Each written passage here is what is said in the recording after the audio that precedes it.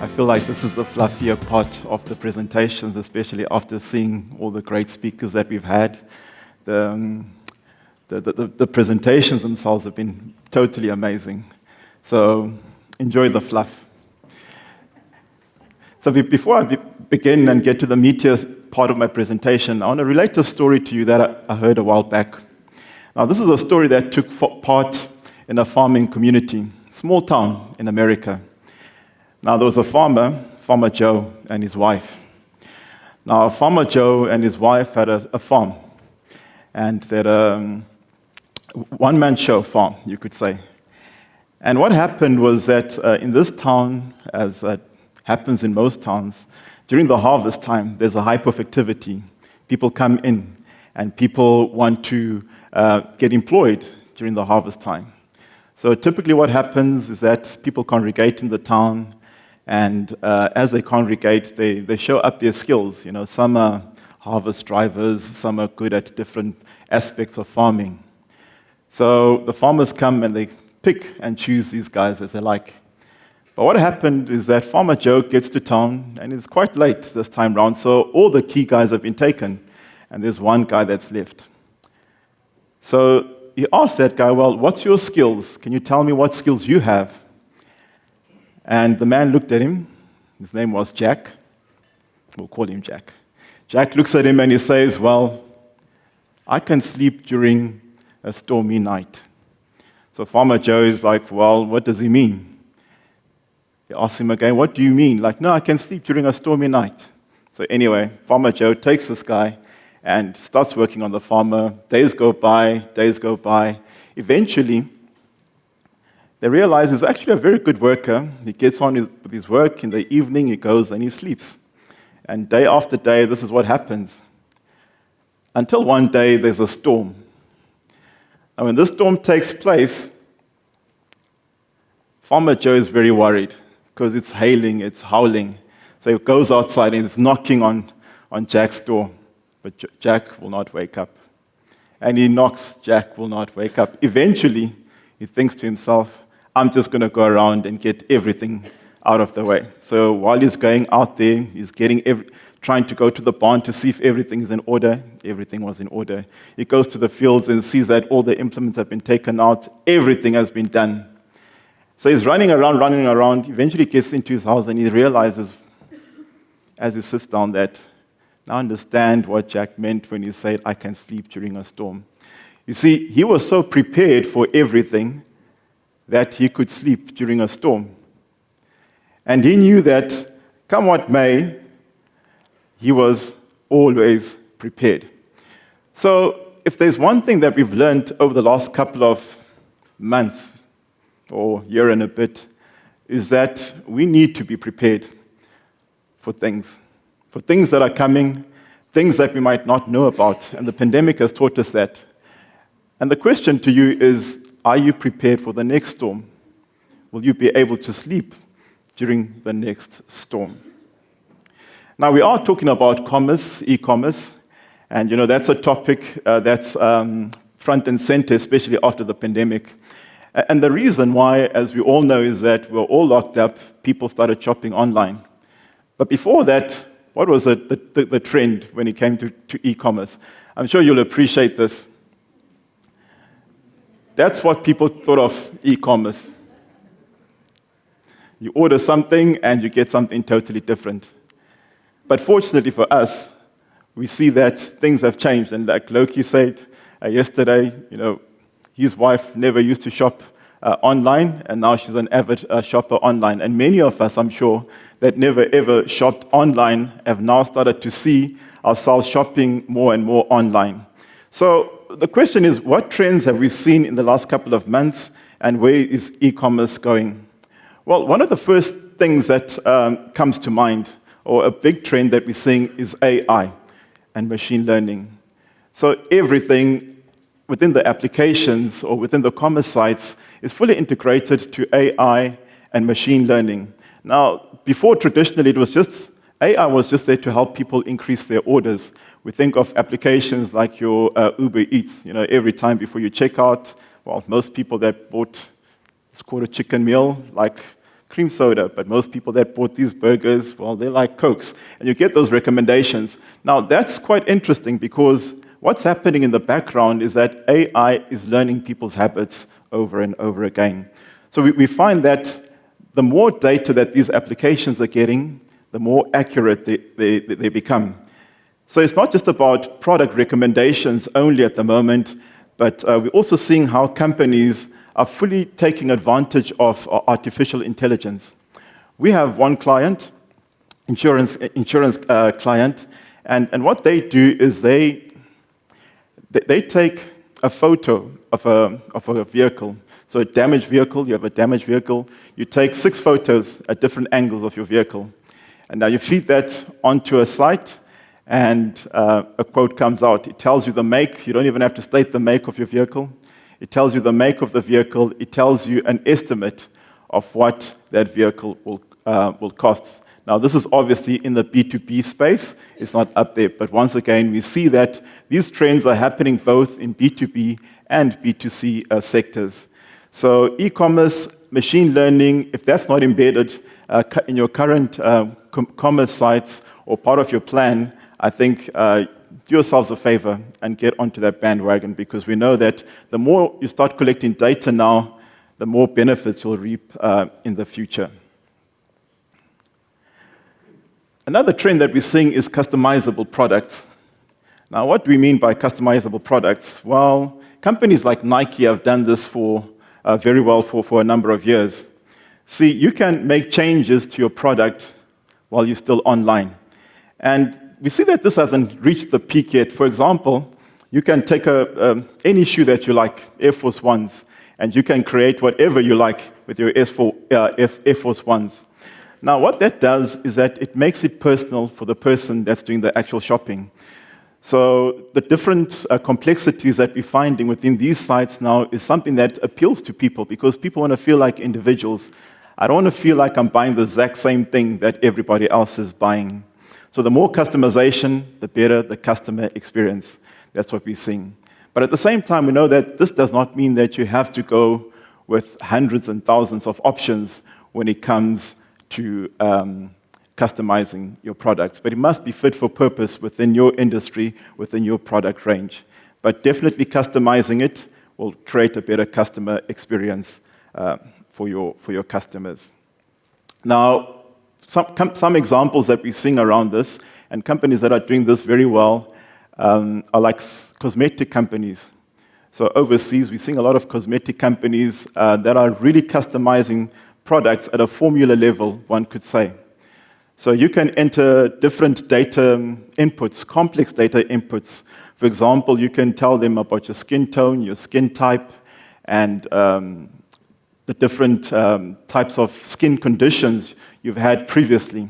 And what they're able to do is actually customize a product at a formula level for you and complete your shopping experience. Now, if you're getting that level of customization, I'm sure that you would definitely stay on a site like that. And that's exactly what we're seeing. So while these trends may not be always applicable to your industry, because maybe you're dealing more with a B2B type organization, the fact is that customization at any level is important. So look at how you can look at your product set and customize it for your customers as well. Now, another interesting trend that we're seeing in this space is voice search.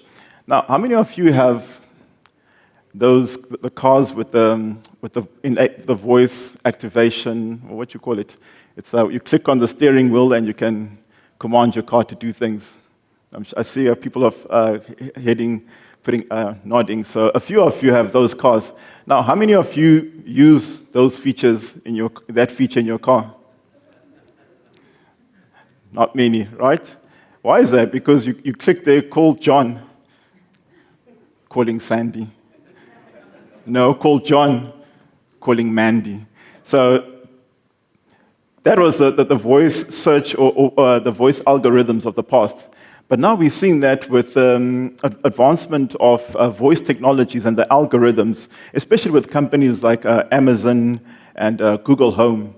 those voice recognition features are really coming to the fore because they're now able to recognize not just your voice, but different accents. And also, if you have a stutter or something like that, they can pick all of that up. And it's amazing how you can search with voice.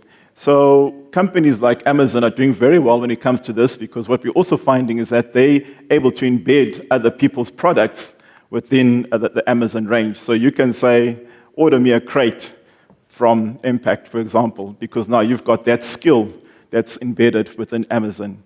So those are all the trends that we're seeing when it comes to voice search.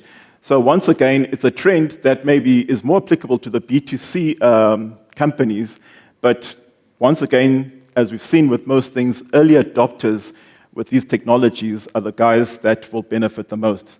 So see how you can, perhaps even if it's not with applications like Amazon or Google Home, but how can you facilitate voice search within your sites, within your commerce sites?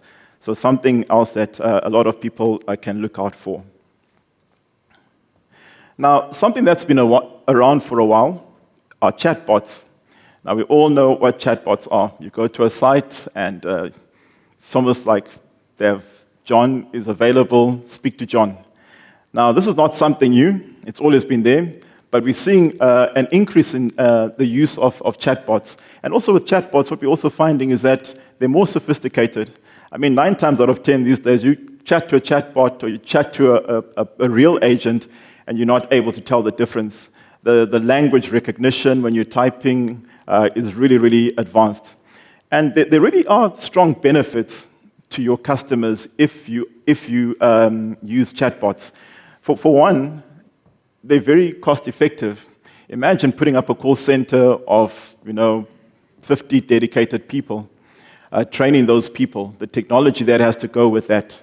But with a chatbot, you train one chatbot, a developer can train that chatbot, and with that chatbot can answer 50 people and have 50 conversations at a time.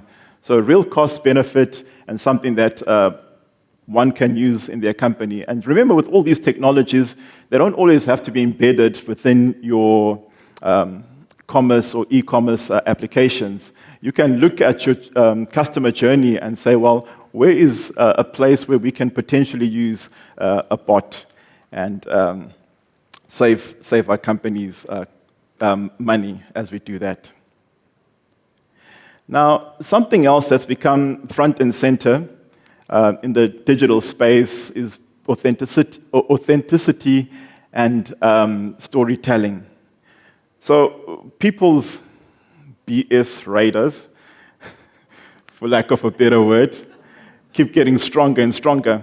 And it's getting more and more difficult to sell things to people through gimmicky selling and, like in the past, where people just used to come up with gimmicks and something cool, and people fall for whatever you're selling. Now we see that people are very skeptical when it comes to advertising and social media platforms. And we've seen that this is a trend, especially with a lot of our clients, that the more authentic the story, the more authentic the advert, the better. And everyone's got a story. Everyone's got a story to tell. Each company has a story that they want to tell. And if you can incorporate that story along with your product and what you're selling, the more you will attract people, the right people, to your product. So tell your story, be authentic, and that's what we're finding more and more people are enjoying out there. The next one is mobile shopping. And this has been on the rise. It's been on the increase for a long time. Now, question to you. When you get up in the morning, what's the first thing that you do? Or what comes first? Do you brush your teeth or do you pick up your phone? Coffee. After the coffee?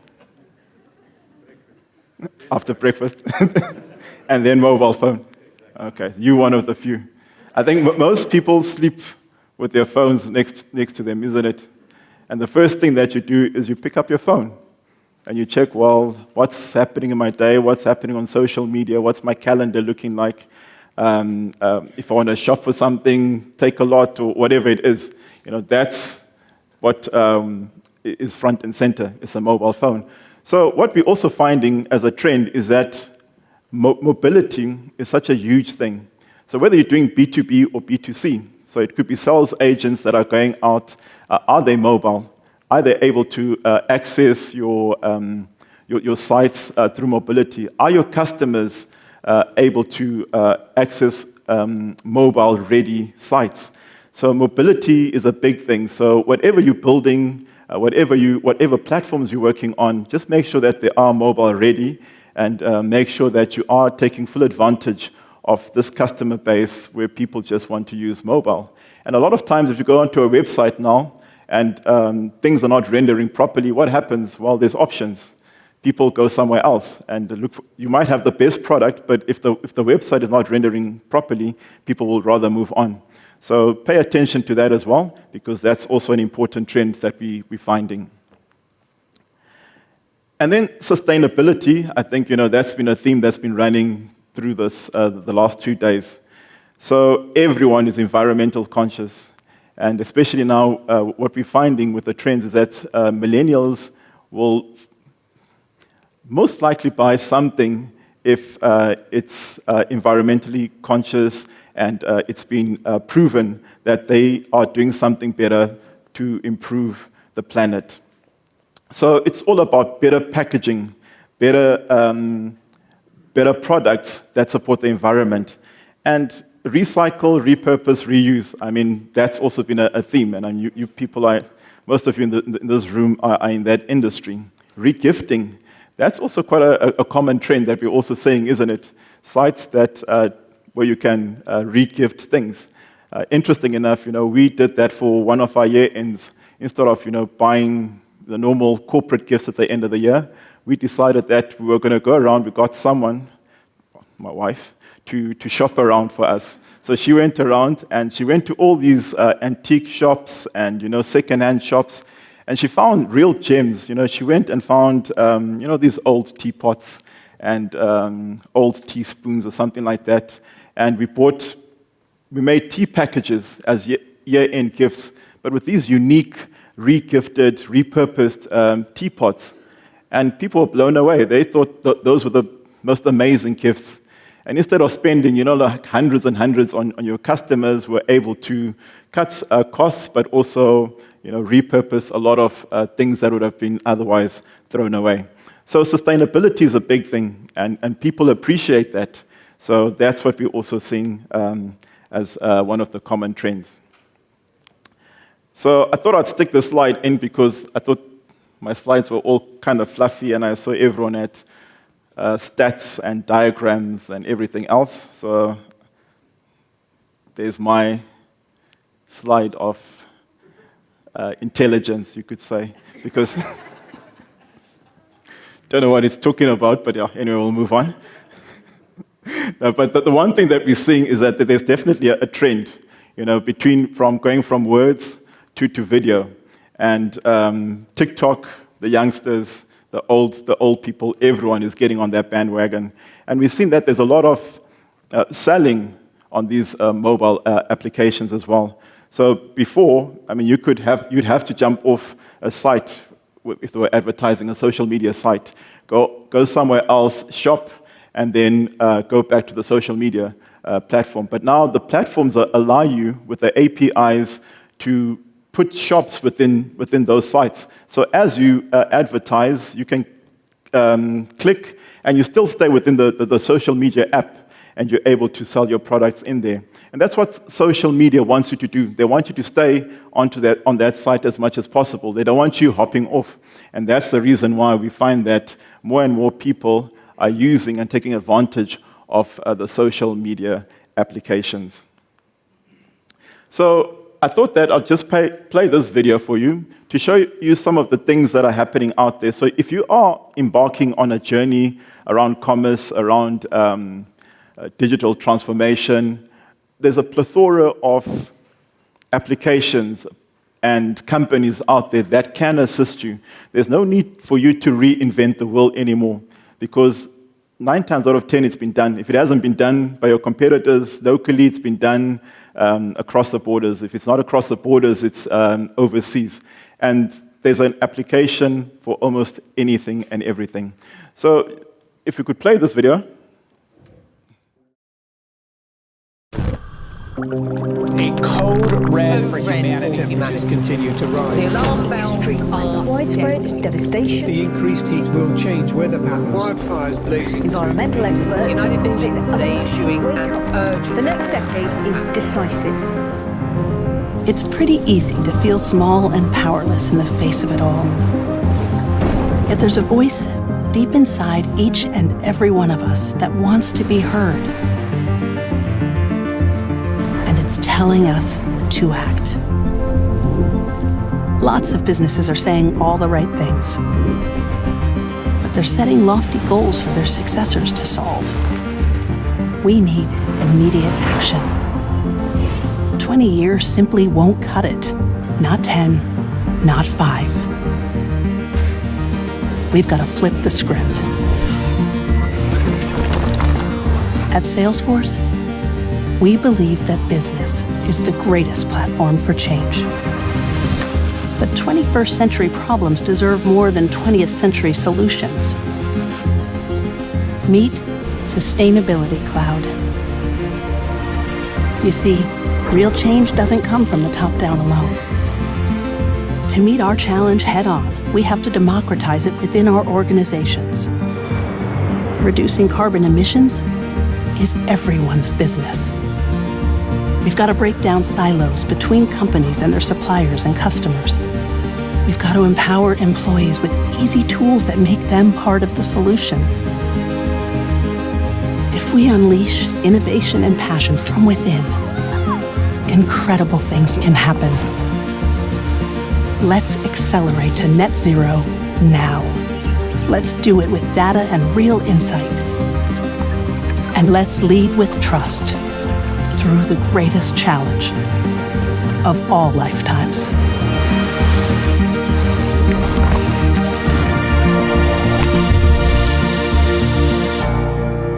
That's just an example of what is out there, what's possible. There's an application on sustainability that can help you create all the data insights that you need within your organization. Now, that's just one. I'm not here to punt any products or a sales pitch, but I'll be doing you guys a disservice if I didn't tell you about some of the products, fantastic products that are out there, whether you're embarking on an e-commerce site, whether you're looking at sustainability from end to end within your organization. It's all out there for you. So the real driver behind all of this, we're seeing more and more, is data. Data is important. And the more data you have, the more insights you have into your customer base and into your organization. And once you have that data, you open up a whole new world. There's an example that I'd like to share with you, the last one. It's AB InBev. So AB InBev, I'm sure most of you know AB InBev. If you enjoy beer, then you know AB InBev. SAB, they own SAB. So they have a branch in Brazil. And so in Brazil, I'm sure you'll know it's a very hot country. The climate is quite humid. And so what happened was that during that time, they found that lots of people weren't able to go to the pubs and get their cold beers like they used to because of lockdown restrictions. So what AB InBev did was they started a commerce site. And this commerce site allowed people to order cold beers online.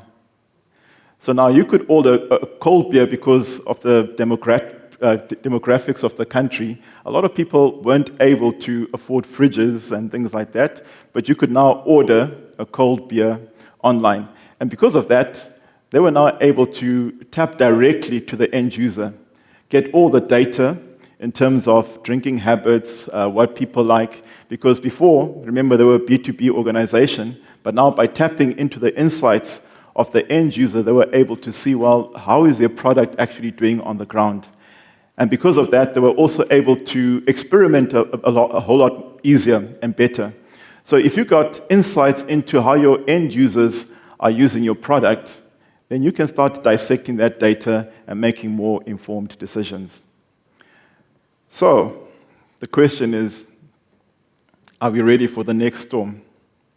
Do we know what that next storm is going to be? Well, no one knows. No one can predict that, as we've seen over the last couple of months. But are we doing all that we can right now from a technology perspective to ensure that we are going to be sleeping when the storm hits? Thank you.